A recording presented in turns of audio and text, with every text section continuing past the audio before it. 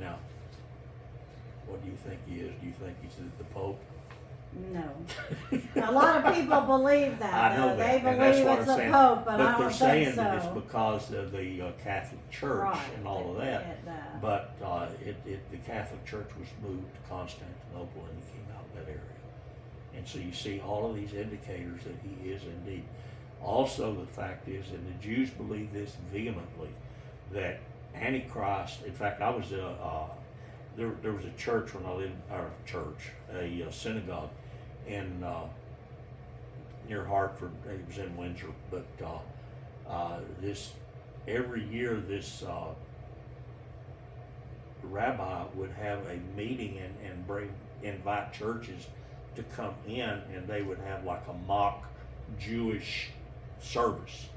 You know, all the Christians would come in, and I thought it was hilarious. You know, of course, the men wear their yarmulkes and the women wear their veils. Most of our women couldn't get the veils on, so they put yarmulkes on too. Any good Jew would have passed out. But it was fascinating with him going through all of this stuff in there.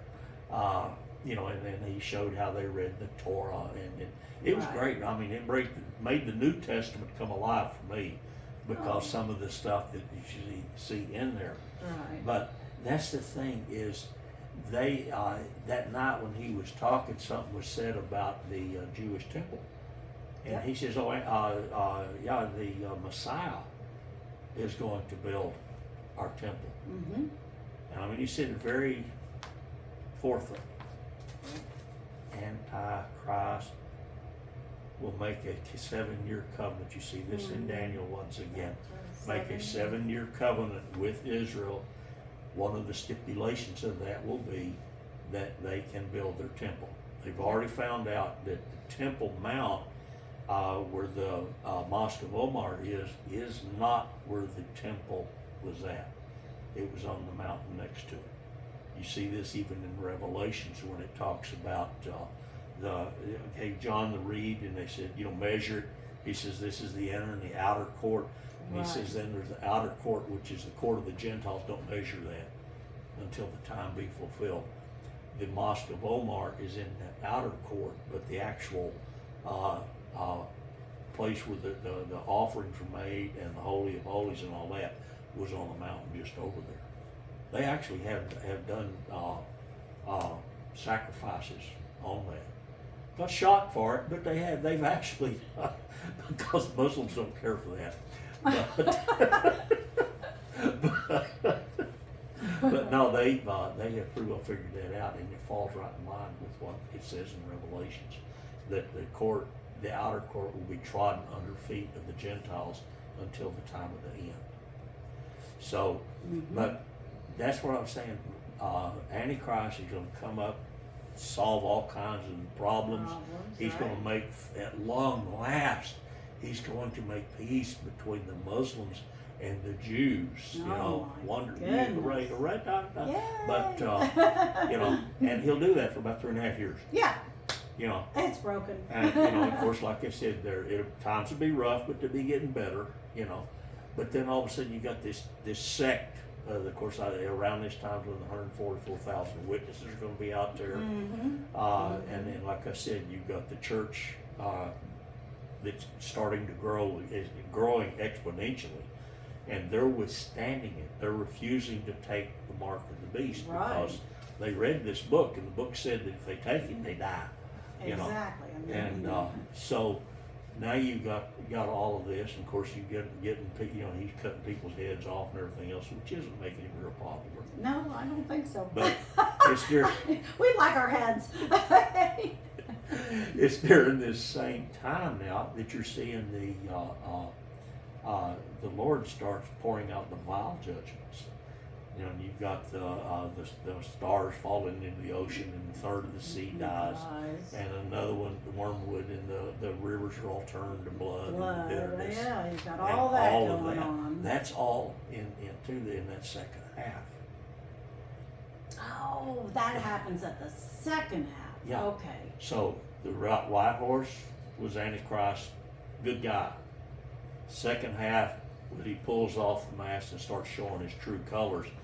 It's after that, because he's starting to attack God's people now. Mm-hmm. You see the judgments coming in, the vial and the trumpet judgments and all of that. Judgments, yeah. And I'm a believer, and like I said, someday maybe we can study Revelation and go through it a little more pointed. I'm a believer these are not consecutive. It's not seven seals, 7 trumpets, 7 vials. They're all happening at the same time. The 7 vials are an overview of the entire tribulation. That's why you see in the 6th seal, when you see the martyrs who've been beheaded for the cause of Christ, are saying, "Oh Lord, when are you going to avenge us?" He gave them a white robe and says, "Just take it cool. I'll be back with you shortly." And then he goes into the 7th. Right. But then you go back and you study the trumpet. And what the Lord showed me one time, and I know it had to be God because I wasn't that smart. I was sitting in a car teaching this to a guy, and all of a sudden it clicked into me. It's like a point of reference. The first one is the overview of the entire thing. The trumpet judgments are like earth looking at it from an earthly aspect. Mm-hmm. The vials are looking at it from a heavenly aspect.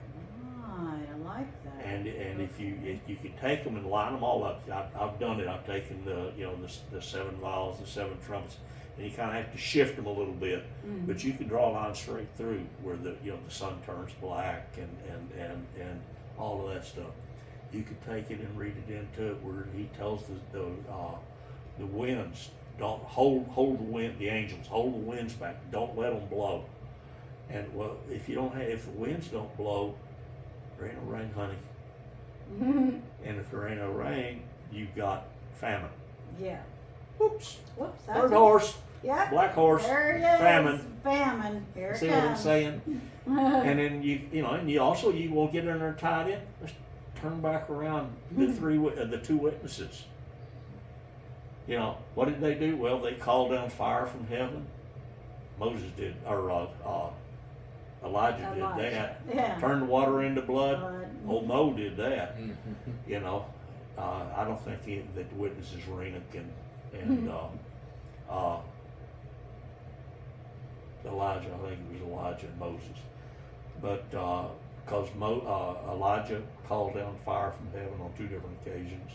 Moses turned the water into blood. He caused the plagues and all of that stuff like that. Oh, yeah. So you've got all of that happening. But what you're looking at, that is, they're saying what they did, and you're looking at them. If you look at the same things that they're saying they did, you see it in the vial judgments and in the trumpet judgments. Oh, yeah. See, the book isn't linear like we think of it.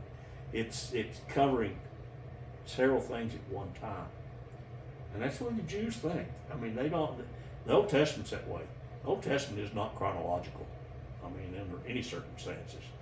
But it's like a collection of stories, and they just kind of wove them together. Right. And, some of them they didn't get exactly in the right line. But it's the inspired Word of God. That's the way God wanted it done. Yeah. But what I'm saying is you look at it as an overview, and you see all of these things coming together. Coming together, right. And so Antichrist sets up the deal. You build the temple. They build the temple out here, and they start worshiping. And now the Jews are worshiping as God. But and then, like I said, but the church is coming up and coming out. You've got the 144,000 witnesses. They're going into the Jewish people saying, "Hey, look, dude, you're worshiping the wrong God. You're thinking that this AC Antichrist is the hot shot. He's not. He's of the devil." Right. And so so they're witnessing and all of that, and so you've got all of this going on, and that's when you see all these files and all this other stuff. It's all happening at one time. That's a lot of things And happening it all at ends one time. when Jesus comes in. Yeah, I'm leaving out 90% of it. I'm just getting the high points. You're at the high point, yeah. So when you see all of that, and then you see Antichrist coming in, and you talk about the fourth horse. It says the pale horse in the King James, but Yes, when you look it up in does. Strong's, Strong's Greek translation word 5515, it means pale green. Yeah, you were mentioning that Yeah. to me before, because it does, and because I read the King James and it says pale, so it makes you think that it's, Yeah, and his name means death. yeah, If you so, read that, right. well, that's what he's killing all the people and everything else. Well, it's true. And stop and look at it now. What are the predominant colors up here? What are the predominant colors of the European? And if Right. you look at them, there's red, green, or red, white, red, black, and green. Almost every one of those Islamic states has at least It's- 3 of those colors. Yeah, Some they all have, 4. yeah, they usually But have every the same one of them has a combination of 3, at least 3 of those 4 colors Right. in them. The only state in that whole deal, all the way from the Pacific, all the way back across, and talking about Afghanistan, all the way back across, are all in either, in those 3 colors, red, black, green, and white. And with the exception of little bitty tiny Israel over here on the Mediterranean, and it's red, it's blue and white. Right. Yeah, So But all the rest of them, Yeah. and it's right there, That's it. They're And all the the 4 little horsemen. friends. covering the Okay. entire time of the tribulation. Yes. Well, I think we've run out of time tonight. or Well, better I run think out of we time. have come to the conclusion tonight that we are pretty sure it's going to be coming out of one of the Islamic Exactly.